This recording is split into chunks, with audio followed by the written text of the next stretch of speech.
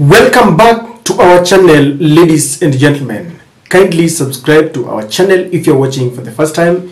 Click the notification bell, like our videos and share them. To all our supporters, I want to thank you in a very special way. May God bless you.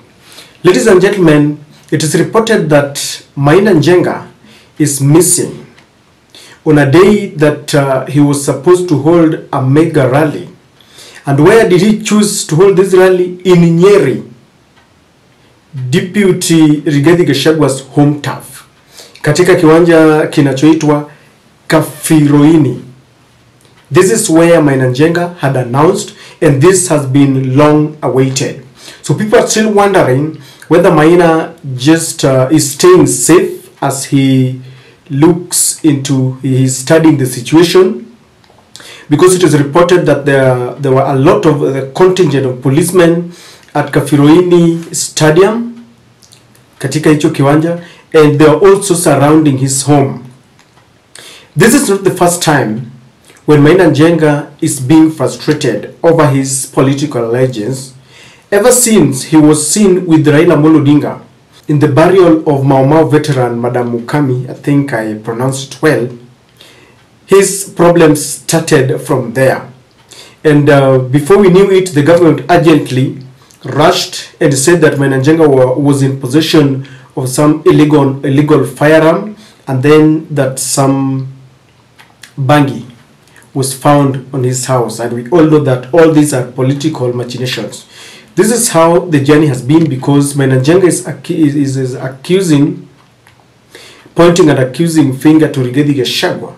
And Rigathi Gachagua is not mincing his words. Recently, while hosting parents in his home to celebrate Christmas festive, he warned Maina Njenga.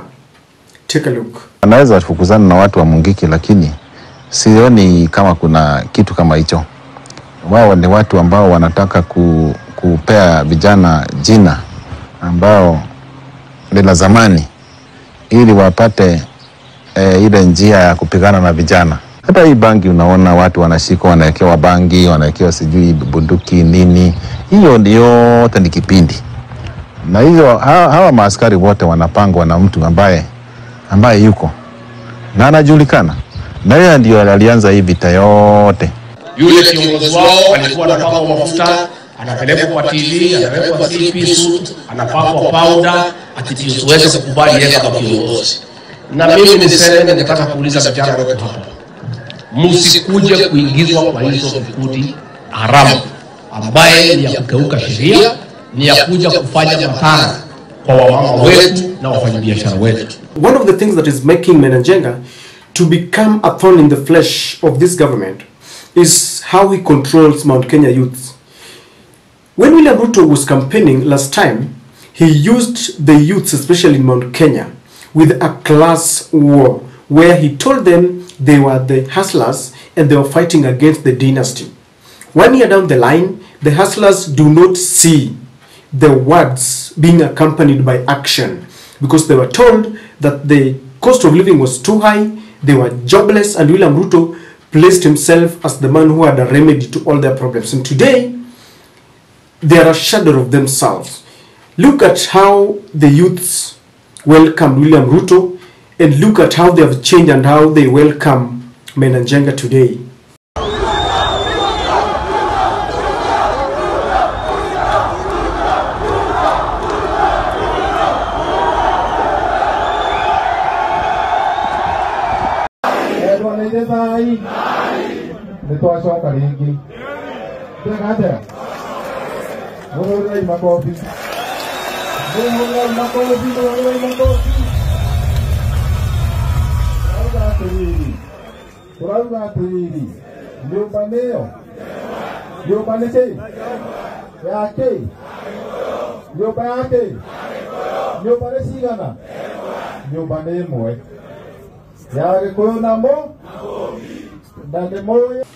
So this control of youths is making Maina Njenga to become directly a political nemesis to the Kenya Kwanza regime.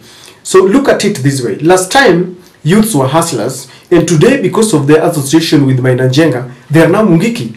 When you support Rigathi Gachagua and William Ruto, You are a hustler, you are loved, and an economy will be built that will involve the hustlers. But when you now realize that the government is not being honest and you try to make a U-turn, wewe ni Mungiki. Now, from the onset, it was crystal clear that the government was not going to allow Maina Njenga to conduct this meeting.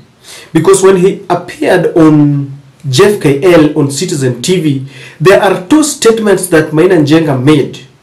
And that was the beginning of the problem, and they were not going to allow. One, Maina said that he had invited all the Mount Kenya leaders to come and congregate to celebrate the sons and daughters of Mumbi together in this kiwanja Kafiroini. And he said that this platform was going to be used to unite Mount Kenya. That is number one. And number two, that he had invited Uhuru Kenyatta, the former president, who was going there to hand over the baton of the next Mount Kenya spokesperson, because according to him, Uhuru had held this position for the past 10 years. And you know very well that as he was speaking that he was to use this platform to unite Mount Kenya, Rigathi Gachagua had also indicated that he wanted to unite Mount Kenya around himself and around William Ruto so that they can give William Ruto 100% votes in 2027. When Maina Njenga is saying that he wants to unite Mount Kenya, he is directly putting himself in rivalry with Rigathi Gachagua. Number two, when he announces that Uhuru Kenyatta would be passing on the baton of spokesman in Mount Kenya, then he's directly trying to undermine, according to Rigathi Gachagua, undermining him because Rigathi Gachagua has declared himself as the unstoppable Mount Kenya kingpin and Mount Kenya spokesperson. So with those two announcements, Maina Njenga was not going to be allowed to conduct his rally. The last time I checked, there is the freedom of association, freedom to hold rallies anywhere as long as it is peaceful. We want to close the year on a very right foot. We don't want to start unnecessary killing and shooting because it is expected there is going to be a lot of altercation between the police and Maina Njenga because they are denying Maina Njenga his rights to hold peaceful rallies. Number two, the fear that Maina Njenga is working with Uhuru Kenyatta and of course Raila Amolo Odinga. When he appeared in that funeral with Raila, and Raila actually introduced him as one of the team that he had worked with. And you've seen how Uhuru Kenyatta has come in full swing. He has revived the Jubilee Party. And Jubilee is really sensitizing Mount Kenya that they need to go back to their house because UDA, they say, is not their house. So there is this fear that Maina Njenga is actually working with Uhuru Kenyatta. And Uhuru, has refused to embrace the NADCO, National Dialogue Report. He has refused to give William Ruto and Rigathi Gachagua the legitimacy that they are yearning for. It is elusive from Uhuru's end. And so when they are working together, it is suspected that they are working with Maina Njenga, then the story is untold. It is going to be mayhem all over because if there is something that Rigathi Gachagua will not allow, is to allow Uhuru Kenyatta to take over. But Mount Kenya is making a U-turn because people are very tired. High taxes, launching Uhuru's projects. There is nothing new. Untold promises that they keep on perpetuating from during the times of campaigns up to date. To Metenga, to Tafanya hivi. Things are not really good. Maina Njenga is becoming an alternative voice in Mount Kenya. This is something that Rigathi Gachagua would not allow. You've seen Kamwene, Jubilee, and now Maina Njenga. There are very many voices that are now speaking against Rigathi Gachagua. And Rigathi wants to be the sole spokesperson. He has always declared that anytime you want to do something that will touch on Mount Kenya, then you are touching him. You remember how he clashed with the current governor of Nairobi, Johnson Sakaja, when Johnson wanted to remove vehicles, long-distance vehicles from the CBD to Green Park. He said that was not going to happen because according to him, it was going to be injurious to the businessmen in Mount Kenya, because according to Rigathi Gachagua, in Nairobi, 99.9% of businesses, including the bars and hotels, including the vehicle industry or the transport industry, is owned by Mount Kenya. But now Maina Njenga is becoming an alternative voice. People who are tired of the UDA regime will get a solace from him, and this is something that they don't want. And we only pray that the government is not going to, start killing Mount Kenya youths. And perhaps let me say this. The very youths were used during demonstrations when Azimio went to the streets to demonstrate and picket. Some of them were given pangas to frustrate the Azimio supporters, and they were given the support of the police. Remember how they were even sent to Uhuru's farm. Now today, the government has turned against them, and they are now the victims. They are now the target. This has been a lesson to all of us, that whenever you realize that there is an injustice that is being channeled towards a fellow Kenyan, speak against it, because what goes round comes round. Today it is you. Let us speak up whenever we realize that there is an injustice. When people were dying on the streets, others were very happy, and they thought they kept quiet because maybe they were Luos who were being killed. Now look at them, they are being targeted. And tomorrow, if they try to go there, there's going to be a lot of running battles. And so, ladies and gentlemen, the other thing why Maina Njenga is also being frustrated is the Laikipia seat. Remember that the time he contested the Laikipia senatorial seat using Kanu, I think. And it's still a force to reckon with.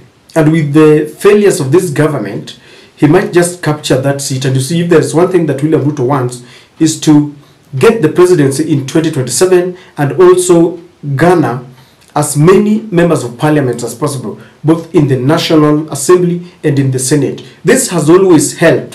When someone is claiming that you've read their votes, sometimes on the table what is being asked is, how many members of parliament do you have? If you have, because when you become a president, for example, if William Ruto says he's a president, and Raila has more members of parliament than he, then that question, it came up in 2007 when Kibaki claimed that he had won the elections and Raila or ODM had very many more votes compared to the PNU. So he would want to capture and also to control this parliament. So ladies and gentlemen, there is a lot of anxiety in Nyeri regarding this home turf because of the reasons that I've given you, and I believe Rigathi is ready for Maina Njenga. But it will depend on the youth. If the youths are determined and they want to go and attend that rally, it will happen. Because from time immemorial, it has always taken the unwavering support of the youths to bring change. I don't know what to think, but this is my take.